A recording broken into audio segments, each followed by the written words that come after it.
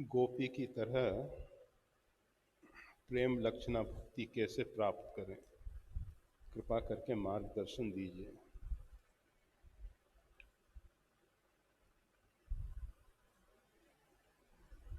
भगवान बुद्ध देखे, एक श्रावक जो है, एक साधक जो है,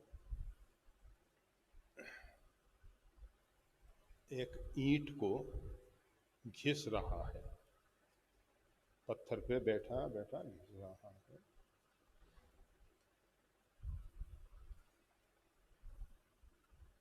भगवान बुद्ध ने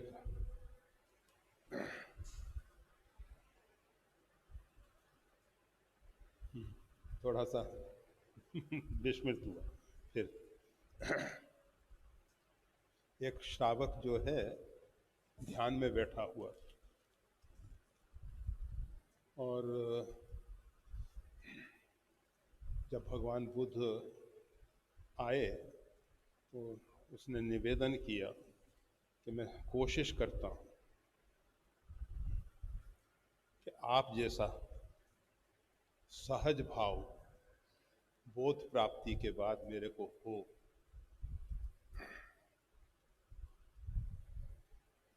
भगवान बुद्ध ने कहा कि समय आने पे कोशिश की जाएगी। तो भगवान बुद्ध एक ईंट को घिसने लगे, घिसते रहे। वो श्रावक पहुंचा उनके पास, कहा ये क्या कर रहे हैं भगवान? कहा कि इसको हम दर्पण बना रहे हैं। कहा ईंट कभी भी दर्पण नहीं बन सकेगी।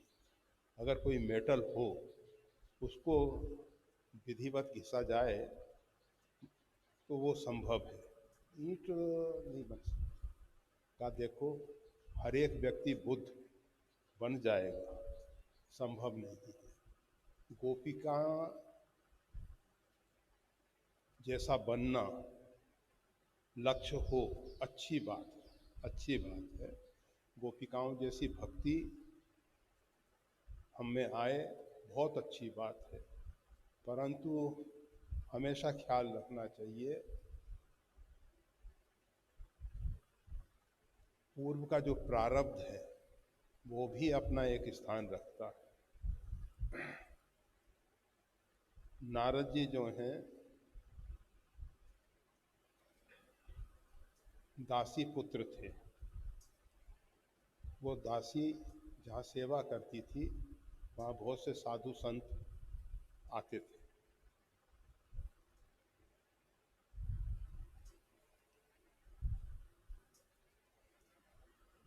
उस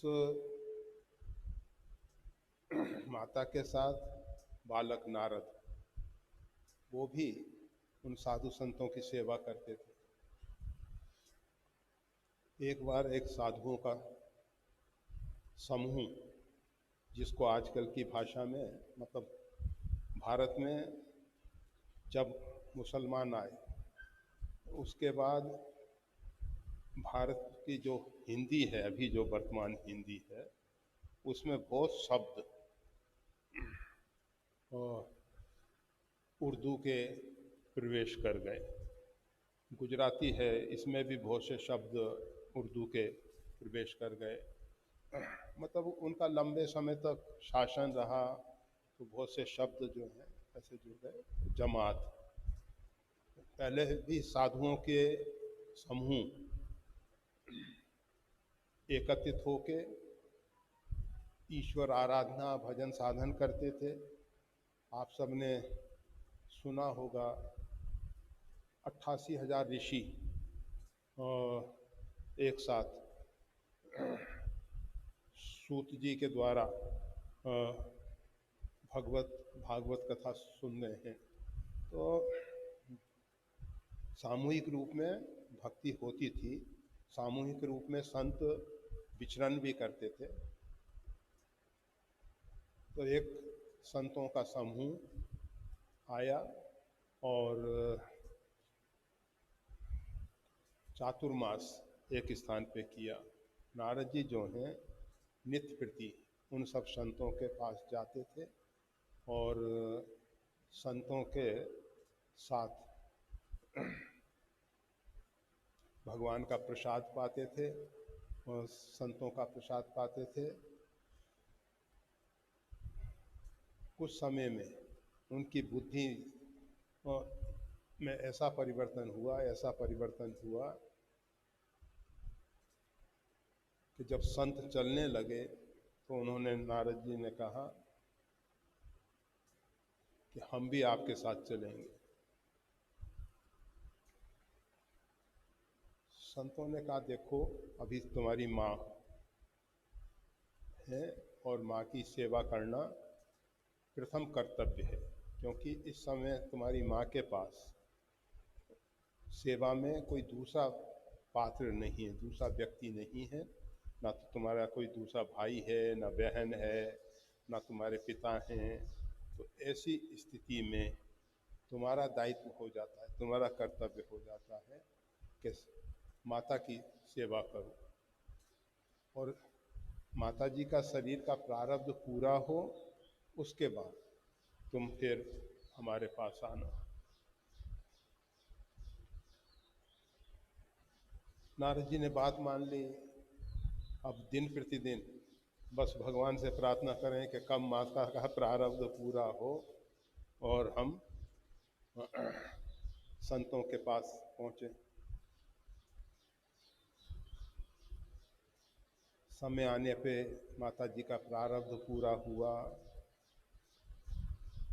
जब माता जी का शरीर का प्रारब्ध पूरा हुआ तो उनकी अंत्येष्टि इत्यादि करके यथा योग जो कुछ दशगात विधान है उसके अनुसार वो सब कार्य करके फिर वो संतों के पास गए। संतों ने अपने भजन साधन का रास्ता बताया कि इस प्रकार से भजन साधन करो। भजन साधन करते रहे, भजन साधन करते रहे। एक बार उनको ध्यान में भगवान की छवि का दर्शन हुआ और कुछ क्षणों के लिए फिर हृदय से भगवान से उन्होंने प्रार्थना की कि प्रभु, जो कुछ क्षणों के लिए आपकी कृपा हुई है वो लंबे समय तक हो, और अभी ध्यान में हुआ है। हम चाहते हैं कि प्रत्यक्ष आप हमारे सामने हों, हम आपके साथ वार्तालाप इत्यादि करें, आपके साथ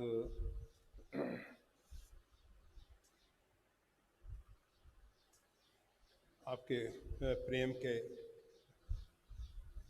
स्पर्श से अपने आप को अनुग्रहित करें। आकाशवाणी के द्वारा, ब्रह्मवाणी के द्वारा, परमात्मा की वाणी के द्वारा संबोधित किया गया कि देखो, इस जन्म में तुमने जो साधना की है इससे तुम्हारे पूर्व के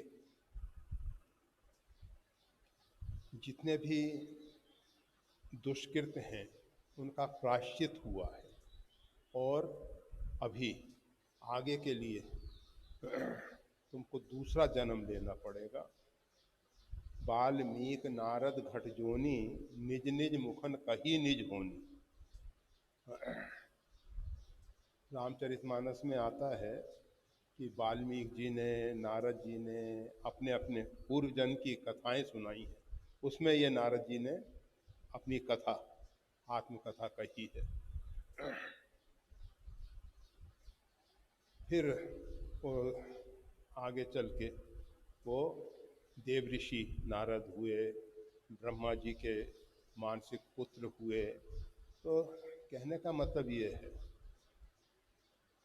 हम सोचें एक जन्म में हो जाएगा, हम सोचें कि नहीं, तो जब अनेक जन्म लेने हैं तो अभी जल्दी क्या है, ये दोनों विचारधाराएं गलत, दोनों विचारधारा गलत हैं। अनेक जन्म संसिद्धि अनेक जन्म में होता है, परंतु अनेक जन्म में साधन किया जाएगा तब होगा। ऐसा नहीं कि जब इस जन्म में होना ही नहीं है तो फिर आगे के लिए छोड़ दें कि अब जब इसमें होना ही नहीं है तो आगे तो जब होगा तब देखा जाएगा। नहीं, अभी से कोशिश करें। तो और उस विषय में एक दृष्टांत जो बारंबार दिया गया है, भगवत प्राप्ति के लिए, भक्ति की प्राप्ति के लिए अनंत धैर्य की जरूरत होती है, अनंत धैर्य की जरूरत होती है। वो अनंत धैर्य साधक को वो उस कक्षा में पहुंचाता है जिससे ये भक्ति, भगवान, भक्ति आ गई, भगवान आ गए, भगवान आ गए, भक्ति आ गई। इसमें कोई अंतर नहीं है। कोई सोचेगा कि पहले भक्ति आएगी फिर भगवान आएंगे। नहीं, भक्ति और भगवान हमारे विचार से साथ ही साथ आते हैं। अगर किसी के जीवन में भक्ति आ गई तो भगवान आ ही गए, और अगर भगवान आ गए तो भक्ति आई ही जाएगी। दोनों एक दूसरे को छोड़ के रह नहीं सकते।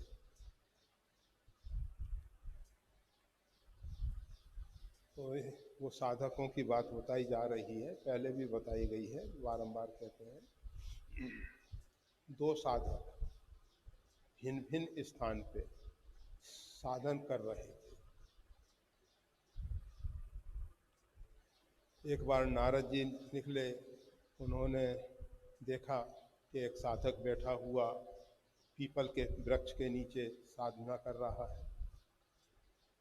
नारद जी वहाँ कुछ क्षणों के लिए रुके तो साधक ने देखा कि देव ऋषि नारद पधारे हैं। दौड़ के गया और दौड़ के जाके उनके चरणों में पड़ गया, साष्टांग बंदन प्रणाम किया। कहा, देव ऋषि आप भगवान के यहाँ नित्य प्रति जाते हैं, भगवान से हमारे विषय में पूछिएगा कि भगवान हमको कब सगुण साकार रूप में साक्षात दर्शन देंगे।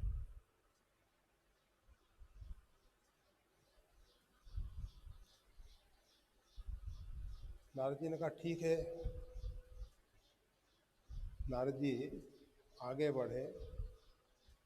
कुछ दूरी के उपरांत एक दूसरा साधक जो है आंवले के पेड़ के नीचे बैठा हुआ साधना कर रहा है।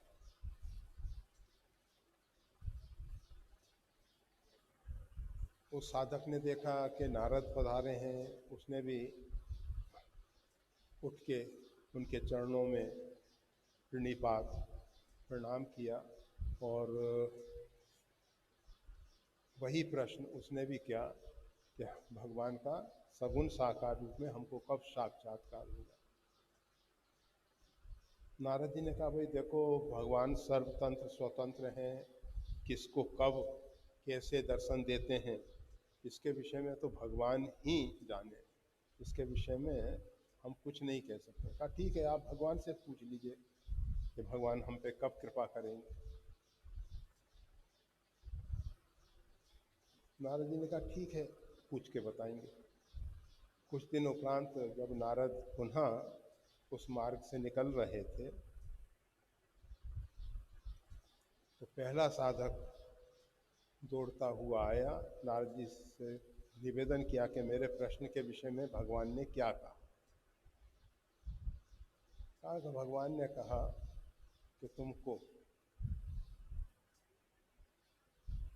जितने वृक्ष में पत्ते हैं उतने जन्म लेने पड़ेंगे, उसके उपरांत तुमको भगवान का ईश्वर साक्षात्कार होगा। उसने कहा जब इतने जन्म लेने पड़ेंगे तो क्या जरूरी है। आसन गोल किया और अपने घर पे चला आया। दूसरा साधक उसके सामने से जब नारद आए तो वो भी नारद जी से निवेदन किया, प्रश्न किया कि मेरे विषय में भगवान ने क्या प्रति उत्तर दिया।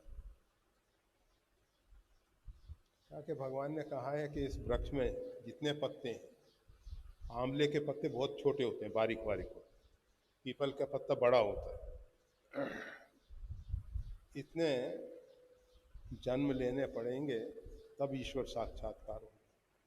वो नाचने लगा और भगवान मेरे ऊपर कृपा करेंगे। और कहा जाता है भगवान तत्काल प्रकट हो गए। भगवान जब प्रकट हो गए तो वो साधक के ऊपर बहुत अनुग्रह बरसा। और तो नारद जी ने कहा कि भगवान, आपने कहा था कि इतने वृक्ष में पत्ते हैं, इतने जन्म लेने पड़ेंगे, आपने ये कृपा तत्काल क्यों कर दी, कैसे कर दी? भगवान ने कहा कि मैंने इन दोनों की धैर्य की परीक्षा करनी। पहले साधक के अंदर धैर्य नहीं। धर्म के पथ पे चलने के लिए सबसे पहले धैर्य, सूरज धीरज तेई रथ चाका। धर्म के 10 लक्षणों में धीरति पहला लक्षण, धैर्य। अगर साधक के अंदर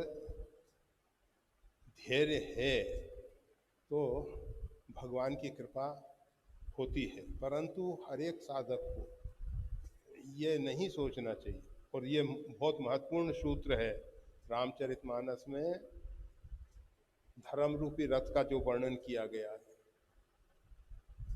उसमें ईश भजन सारथी सुजाना।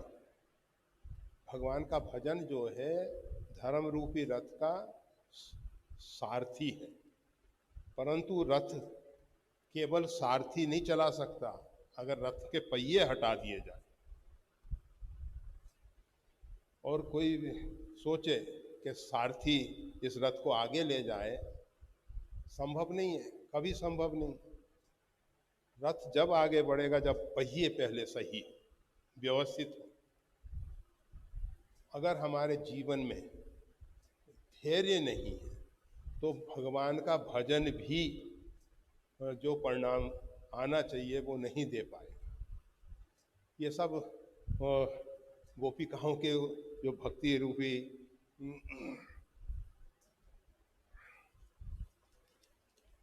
क्या प्रश्न है, भक्ति कैसे प्राप्त हो गोपिकाओं जैसे, तो उस कक्षा में पहुंचने के लिए ये सब आवश्यक है। हम सब भजन साधन करते हैं, केवल वो पर्याप्त नहीं है, उसमें धैर्य बहुत आवश्यक है। इतने साल हो गए, इतने महीने हो गए, कोई परिणाम नहीं आ रहा है, ये जो धारणा है ये गलत धारणा है। हम भोजन करने बैठे, हमने भोजन के 2-4 ग्रास लिए, अरे कैसा भोजन है, भूख तो मिटती ही नहीं है। अरे भाई, प्रत्येक ग्रास भूख को मिटा रहा है, परंतु मालूम कब पड़ता है, जब पर्याप्त भोजन हो जाता है तब मालूम पड़ता है, उससे पहले नहीं मालूम पड़ता है। वैसे प्रत्येक ग्रास में क्षुधा निवृत्ति की शक्ति है, सामर्थ्य है। तो भजन के साथ धैर्य का होना आवश्यक। फिर रामचरितमानस में भजन के लिए एक और सूत्र दिया गया, एक और सूत्र दिया गया है। वो ज्ञान दीपक वाले प्रसंग में सात्विक श्रद्धा धेन सुहाई। सात्विक श्रद्धा जो है वो गाय है, और वो कौन सा चारा चरती है, जप तप नियम शुभ धर्म आचारा। ये जप तप, रोज का नियम, शुभ धर्म, आचार विचार, ये उस गाय के चारा हैं। अगर हमारे पास गाय नहीं है, हम कितना ही जप तप नियम शुभ धर्म आचार विचार सब पालन कर रहे हैं, गाय नहीं है तो दूध नहीं बनेगा, केवल चारा चारा रह जाए। तो भजन साधन करने के साथ सबसे पहले सात्विक श्रद्धा चाहिए। आदौ श्रद्धा, मूल में सात्विक श्रद्धा। हमारे जीवन में अगर सात्विक श्रद्धा नहीं है तो फिर कितना ही हम जब तक नियम आचार विचार का पालन करते रहें, परिणाम नहीं आने वाला है। तो इन सब बातों का ख्याल रखते हुए फिर जो भगवान श्री राम ने नवधा भक्ति बताई है, धैर्य आवश्यक है, सात्विक श्रद्धा आवश्यक है, उसके साथ फिर हम वो जो भक्ति के 9 सोपान हैं, प्रथम भक्ति संतन कर संगा, संतों का संग करें। और संतों का संग करने से जब हमारा हृदय निर्मल होगा, संतों के अंदर से निकलने वाली जो ऊर्जा है, स्पंदन है, वो हमारे अंदर प्रवेश करेंगे और वो प्रवेश करके हमारे अंतःकरण को शुद्ध करेंगे। और बिना शुद्ध अंतःकरण भक्ति में प्रवेश करना संभव नहीं है। तो संतों का संग करें, और जब संतों का संग करेंगे और संतों के ही मुख से भगवत भागवत चरित श्रवण करें, दूसरा रतिमम कथा प्रसंग। ये बात बराबर कही जाती है, बिन सत्संग न हरि कथा, ते ही बिन मोह न भाव। वैसे हम हरि कथा सुनते हैं, बहुत लच्छेदार भाषा में, बहुत संगीत के साथ, बहुत सब बातें उसमें सुनने को मिलती हैं, परंतु हमारा मोह निवृत्त नहीं। मोह की निवृत्ति कब होगी? मोह की निवृत्ति अर्थात ये जो हमारे जीवन में भ्रांत धारणाएं आ गई, वो तभी मिटेंगी जब संतों के मुख से भगवान का चरित्र सुनेंगे। मनु महाराज के विषय में आता है, मनु महाराज अयोध्या में रहते हुए भगवत भागवत चरित्र सुनते थे, परंतु जन्म गयो हरि भक्ति बिनु, हृदय बहुत दुख लाग। चौथापन आ गया, हृदय में बहुत दुख हुआ, पीड़ा हुआ कि इतने समय तक हमने कथा श्रवण की, सत्संग किया, परंतु जो भक्ति है वो हमको प्राप्त नहीं। जन्म गयो हरि भक्ति बिनु। क्योंकि वहाँ जो कथा सुनते थे,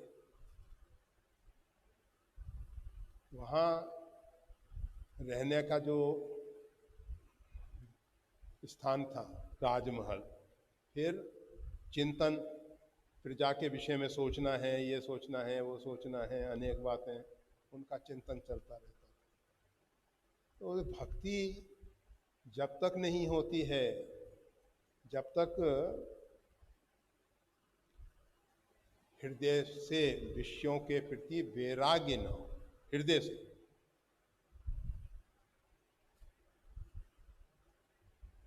मतलब ऊपर से हम जबरदस्ती विषयों को रोक सकते हैं कि नियम ले लेते हैं कि ये चीज़ें नहीं खानी है, नहीं खाएंगे, ऐसा ऐसा ब्रह्मचर्य का पालन करना है, नहीं करें, पालन कर लेंगे, वैसा वैसा जो हो निषिद्ध है वो नहीं करेंगे, परंतु हृदय से वैराग्य नहीं। विषय कुपथ्य पाई अंकुरे,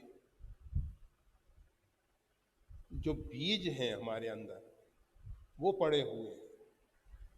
अभी वर्षा में आप देखते हैं भूमि में अनेक अनेक प्रकार के अंकुरन होके अनेक प्रकार की वनस्पतियां प्रकट होने लग जाती हैं। बीज तो पहले से थे, परंतु वर्षा मिली, उपयुक्त वातावरण मिला, जिसके कारण वो अंकुरित होगा। इसी प्रकार से हम नियम पूर्वक जो वैराग्य का नियम है उसका हम पालन कर लेते हैं, और हठ पूर्वक कि ये नहीं करना है नहीं करते हैं, परंतु हृदय से वैराग नहीं होता। हृदय से वैराग, मनु महाराज के साथ यही समस्या है। जन्म गयो हरि भक्ति बिनु, कोई ना विषय विराग, भवन बसत वा चौथपन। चौथापन आ गया घर में रहते हुए, परंतु विषयों से वैराग्य नहीं हुआ। लोगों को लगता है कि बहुत लंबे समय तक जब हम किसी नियम का पालन करेंगे तो वैराग्य हो ही जाएगा। कोई भी कार्य करते करते उससे ऊब जाते हैं, परंतु श्वास लेते लेते हम आज तक ऊबे हैं क्या? भोजन करते करते सुबह करते हैं, फिर शाम को फिर करते हैं, कोई कोई तो दिन में बकरी जैसे चरते ही रहते हैं, कुछ ना कुछ चाहिए उन। नाश्ता का सामान साथ में रहना, आश्रम पे भले ही 2-3 बार ही मिले, परंतु उसके अतिरिक्त भी हमको तो चाहिए। तो इसी प्रकार से कोई ना विषय वैराग, विषयों से वैराग ऐसे नहीं होने वाला है। और बलपूर्वक रोक देने से भी नहीं होने वाला है। उसके लिए तो एक व्यवस्थित कार्य करना होता है। तो जब संतों के मुख से भगवत चरित सुनेंगे, कोई मनु शत्रुपा नैमिषारण्य तीर्थ में जाके संतों के द्वारा भगवत भागवत चरित सुनते हैं, जो अयोध्या में रह के सुनते थे उससे विषयों से वैराग नहीं हुआ, और वही चरित्र उन्होंने जब नैमिषारण्य में जाके संत महात्माओं के द्वारा सुना, और स्वयं भी और राजपाट इत्यादि सबका जेठे सुतहि राजनृप दीना, अपने बड़े पुत्र को उत्तानपाद को राज सौंप के आ गए थे, सब कार्य से निवृत्त होकर आ गए थे। तो ऐसी स्थिति में फिर उन्होंने जब कथा श्रवण की, तब उनके हृदय में उस परमात्मा को पाने की प्रबल इच्छा पैदा हुई। तो ये जो भक्ति के सोपान हैं, एक एक करके हमको आगे बढ़ना है। गुरुपद पंकज से तीसर भक्ति अमान, जब भागवत चरित सुनते सुनते अंतःकरण शुद्ध हो जाए, हृदय की भ्रांत धारणाएं टूट जाएं, मोह की निवृत्ति हो जाए, और हमको लगे कि हम अपने पुरुषार्थ से, अपने बल से, अपनी शक्ति सामर्थ्य से, अपनी साधना से भगवत प्राप्ति नहीं कर सकते, हृदय से लगे, तब हम किसी महापुरुष की शरण लें, और उन वीतरागी महापुरुष के माध्यम से जो हमको रास्ता बताया जाए। वहाँ तो रामचरितमानस में तो चौथी भक्ति मम गुणगन करई कपट तज गान, भागवत चरित स्वयं भी गान करे। उसके बाद जब गुरुदेव कृपा करके मंत्र दीक्षा इत्यादि दे दे, तो मंत्र जाप मम दृढ़ विश्वासा पंचम भजन, ये 5वां सोपान है मंत्र जाप इत्यादि करने का। और फिर उसके उपरांत भजन साधन मतलब मंत्र जप इत्यादि करने से ये जितने भी कर्म हैं इनसे वैराग, खटदमशील विरत बहुकर्म, इनसे भी वैराग्य हो जाए, इनसे भी हम ऊपर उठ जाए, और फिर सातम सम्मोहि में जग देखा, अर्थात संपूर्ण जगत जो है राममय दिखाई देने लग जाए, उसमें भी संतों को मोते अधिक संत कर लेगा। आठव जथा लाभ संतोषा, सपने उन्हीं देखे ही पर दोषा। जब हमारी दृष्टि निर्मल हो जाए, हमको स्वप्न में भी किसी में दोष दर्शन ना हो, भगवान ने जो दिया है उसमें हमको संतोष हो, जिस परिस्थिति में रखा है उसमें हमको संतोष हो। इसके बाद नवम सरल सब सन छलहीन, ये भक्ति का नवम सोपान है, सरल जीवन, गोपिकाओं जैसा जीवन। तो इसके लिए मतलब क्रमशः आगे बढ़ना है। अभी हम चतुर्थ पंचम सोपान तक पहुंच चुके हैं। अब जबरदस्ती कोई सोचे खड्डमशील विरत बहु कर्मा, जबरदस्ती इन कर्मों को छोड़ दें, उससे भी लाभ नहीं होने वाला है। वो अपने आप छूट जाए, वृक्ष में पत्ता पकने के बाद अपने आप वृक्ष को छोड़ देता है, फल पक जाता है तो वृक्ष से अपने आप गिर जाता है। इस प्रकार का त्याग होना चाहिए। ये जो विरत बहुकर्मा, बहुत से कर्मों से वैराग्य जब परिपक्व हो जाए तब होता है, तब हमारी दृष्टि में सिया राम में सब जग आता है, उससे पहले नहीं आता। तो ये सोपान है, क्रमशः एक एक करके आगे बढ़ना है। परंतु मूल में जो बातें बताई गई, सात्विक श्रद्धा और धैर्य, इनके बिना कुछ नहीं होने वाला है। इनके बिना हम चूक जाते हैं। हम नियम में इतनी माला करनी है कर लेते हैं, हवन पूजन कर लेते हैं, अन्य अन्य बातें कर लेते हैं, परंतु जो सात्विक श्रद्धा रूपी गाय है वो है नहीं। तो ये सब हमारा श्रम रह जाता है, परिणाम नहीं आ पाता है। तो इन सब बातों पे ख्याल करना है। और समय आने पे अगर हमारे अंदर अनंत धैर्य होगा तो इसी जन्म में इसी समय भगवान कृपा करके उस भक्ति में जो गोपिकाओं के हृदय में प्रेमा भक्ति है वो हमको कृपा करके प्रदान कर देंगे। भक्ति साधन साध्य नहीं है। कोई सोचे कि हम साधन करके इसको पा जाएंगे, परंतु साधन की उपेक्षा भी नहीं है, साधन छोड़ने की जरूरत भी नहीं है। साधन करते करते हमारा अहंकार गलित हो जाए कि हम कुछ नहीं कर सकते, उसका मतलब साधन नहीं छोड़ देना है, अहंकार गलित होना चाहिए। साधन को तो आप देखेंगे वशिष्ठ जी इत्यादि और पूरे जीवन कर्म कांड करते ही रहे। ये नहीं कि ईश्वर उनको प्राप्त हो गए, उनकी कृपा का अनुभव हो गया, सब प्रकार से उन्होंने अपने ध्येय की प्राप्ति कर ली। फिर भी गीता में भगवान ने यही बात कही है कि ज्ञानियों को इस प्रकार से कोई कार्य नहीं करना चाहिए जिससे अन्य लोग वो प्रेरणा लेके, अन्य लोग कहेंगे कि जब महापुरुष नहीं करते तो फिर हमको क्या जरूरत।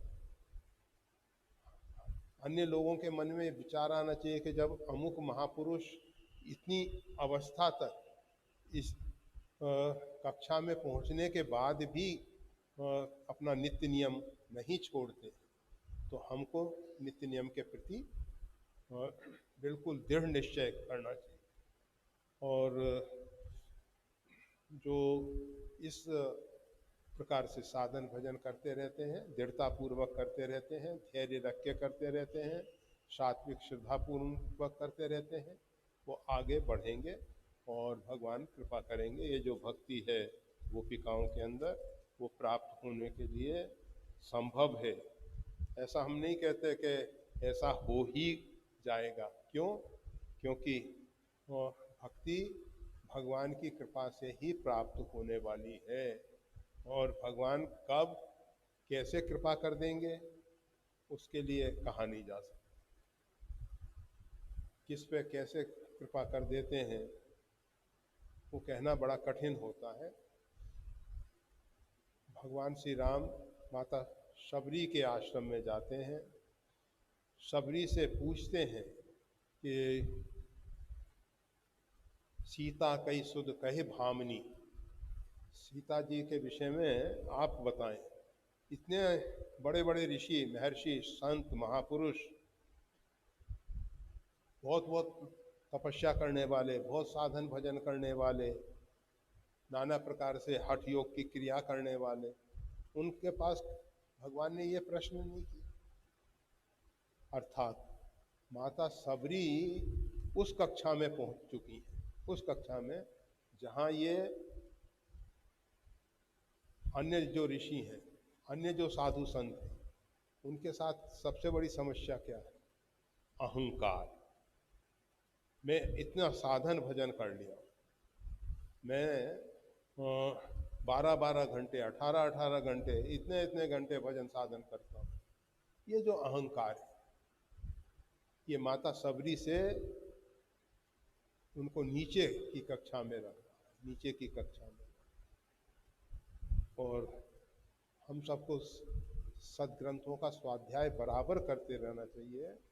उसमें गीता में ही भगवान ने बताया है कि मैंने इतना जप तप अनुष्ठान कर लिया है, इतना दान दिया है, इतना ये किया है, इतना ये, ऐसा ही और करूँगा। ये सब आसुरी भाव। हम भजन साधन कर रहे हैं परंतु आसुरी भाव से कर रहे हैं, सात्विक भाव से नहीं कर रहे। और वहाँ पहले कहा गया है सात्विक श्रद्धा ध्येन सुहा। सात्विक श्रद्धा जो वो होना अनिवार्य। केवल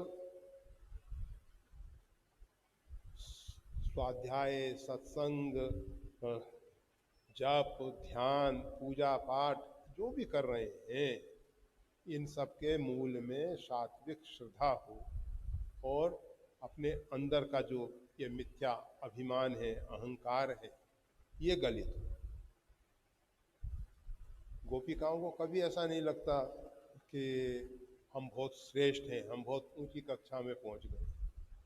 तो सब संत महापुरुषों का आदर करती हैं, मान सम्मान देती हैं, परंतु उनकी कक्षा भले ही उनसे ऊपर है। हम हमेशा कहा करते हैं कि हनुमान जी महाराज उन वानरों को जो समुद्र पार करने में अपनी असमर्थता व्यक्त कर चुके थे, और हनुमान जी महाराज उस समुद्र को पार करने में सक्षम हैं और जा रहे हैं, और फिर भी अस्कई नाई सबों सिर नाथ। भगवान की कृपा से हनुमान जी महाराज जब जाते हैं तो सभी वानरों को मस्तक झुका के प्रणाम करते हैं। तो ये साधक में ऐसा अभिमान ना आ जाए कि मैं इतनी ऊंची कक्षा में पहुंच चुका हूँ, मैंने इतना भजन साधन कर लिया है, मैं इतना श्रेष्ठ हूँ, मेरे सामने ये सब क्या है। हमारा अहंकार गलित हो, हमारा अभिमान गलित हो। गोपिकाओं में अभिमान नहीं है, अहंकार नहीं है। गोपिकाओं में भगवान की प्रसन्नता के लिए वो कहा जाता है। एक गोपिका जो है भोजन इत्यादि छोड़ दी, भगवान श्री कृष्ण के जाने पे भोजन इत्यादि छोड़ दिया, कृष्काय हो गई। दूसरी सखियों ने कहा, दूसरी गोपिकाओं ने कहा, अरे बाबरी, तू इस प्रकार से शरीर को सुखा रही है, जब भगवान यहाँ पधारेंगे तो तेरे को ऐसी स्थिति में देख के उनको कितना कष्ट होगा, कितना दुख होगा। तू क्या भगवान को दुखी करने के लिए ये तपस्या कर रही है? ये उनका भाव है कि हम भगवान को प्रसन्न करने के लिए कोशिश करें। श्रीमद् भागवत में आता है गोपिकाएं जो हैं फूलों की बेनी इत्यादि भी लगाती हैं, सज के रहती हैं। उद्धव जी जब ब्रिज में पहुंचे हैं तो उन्होंने गोपिकाओं की स्थिति देखी है। प्रश्न उठता है कि भगवान के विरह में वो इस प्रकार की स्थिति में कैसे? तो उनके अंदर वही भाव है कि भगवान कभी भी आ सकते हैं। जैसे माता सबरी को था कि भगवान कभी भी आ सकते हैं, तो नित्य प्रति मार्ग को साफ करती। ऐसा नहीं कि भगवान का आने का तो कोई ठीक है नहीं, सुन लेंगे कि भगवान आ रहे हैं, तुरंत सफाई कर देंगे, ऐसा। तो इसी प्रकार गोपिकाएं जो हैं बस देखती रहती हैं कि कब भगवान आ जाएंगे, कब भगवान आ जाएंगे, और भगवान हमको देख के दुखी ना हो जाए कि मेरे विरह में मेरे कारण इन गोपिकाओं की ये स्थिति बनी। तो ये गोपिकाओं की जो प्रेमा भक्ति है उसको लाने के लिए भजन साधन भी करना है, उसमें अभिमान नहीं आना चाहिए। भगवान की प्रसन्नता के लिए जो भी हम कार्य कर रहे हैं। मीरा जी ने कहा, जैसे भी मेरा साहिब लीजे सोई बेश धरूंगी। मेरे को ना तो भगवा कपड़ा पहनना है, ना लाल पीला नीला काला। जिस प्रकार से हमारे प्रभु प्रसन्न, सोई बेश।